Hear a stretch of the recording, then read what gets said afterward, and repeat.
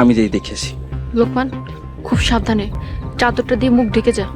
আমনি, আমি যদি 10 মিনিটের মধ্যে ফিরে না আসি, মনে করবেন আমি বিপদে পড়ছি। কোনো কিছু চিন্তা করবেন না, যে এইখানে মন চায় চলে যাবেন। আমি তোকে এই বিপদের মুখে ফেলে বেইমানের মতো চলে যাব? এতদিনে তুই আমাকে এই চিনলি লোকমান?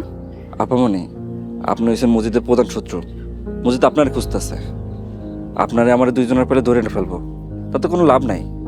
আপনি যদি বাইরে থাকতে পারেন আর আমার যদি ধরে, আপনি আমার ছাড়াই আনার চেষ্টা করবেন। কিন্তু আমরা দুইজনই যে জেলে যাই, আমাকে কিটা ছাড়াইবো? আর ওস্তাদের কোনো খোঁজ নাই। আল্লাহ ভরসা লোকমান, আল্লাহ যা চাইবে ভালোর জন্যই চাইবে। আল্লাহ যা করবে হাসি মুখে মেনে নিব।